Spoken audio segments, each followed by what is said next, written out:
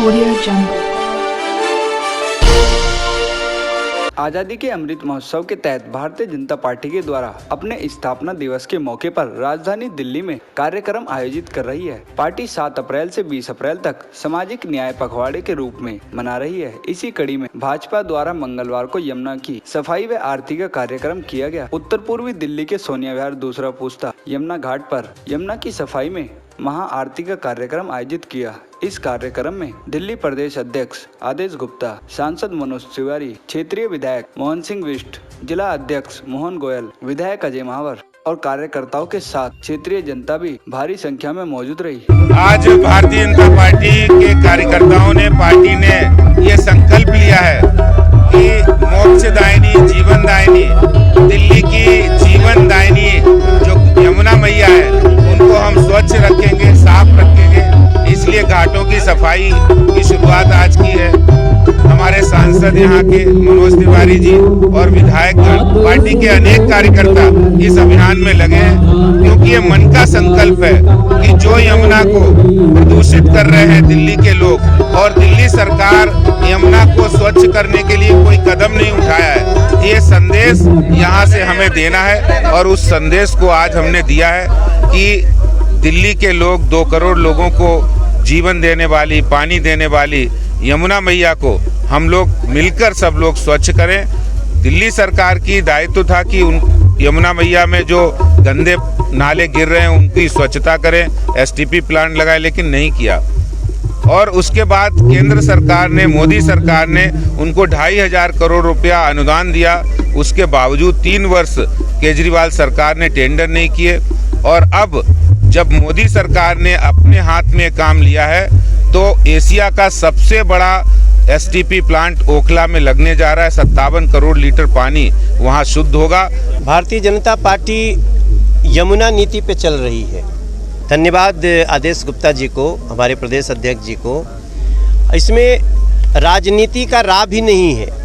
हम तो सिर्फ जगाने में लगे हैं कि दिल्ली के साथ इंसाफ चाहिए, दिल्ली को यमुना का पानी साफ चाहिए, इतना ही तो कह रहे हैं। आप इस पे भी परेशान हैं। अभी हम लोग ये जलाशय से आए हैं।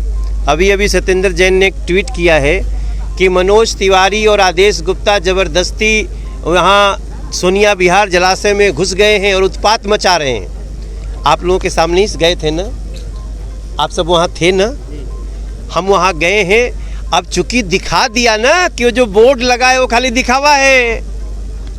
पैसा दिया मोदी जी ने, योजना अमृत का भारतीय जनता पार्टी के सांसद ने प्रयास किया, भारतीय जनता पार्टी ने प्रयास किया, और बोर्ड किसका लगा है? अरविंद केजरीवाल का।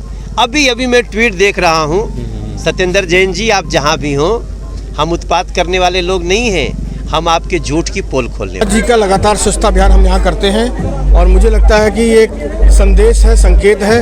यमुना माँ के आंचल की सफाई होनी चाहिए। केजरीवाल सरकार ने पिछले 8 सालों में 2013 से 2022 तक सिर्फ बयानबाजी की है। केंद्र सरकार के 2400 करोड़ रुपए को भी वो कहाँ इसमें भ्रष्टाचार के दलदल में फंसा चुकी है हमें नहीं पता, पर उनके 2400 करोड़ का कोई हिसाब नहीं है और यमुना जी की सफाई दिख नहीं रही है। उन्होंने एक भी अगर कदम बढ़ाया होता 9 सालों में, बहुत लंबा समय हो गया 2013 से अब तक, तो वो दिखता। लेकिन उनके बातों के बयान सिर्फ दिख रहे हैं, इसके अलावा कुछ नहीं दिख रहा। हम दुखी हैं। हम राम भक्त लोग हैं और हमने अगर कहा राम मंदिर बनाएंगे तो हमने बनाया।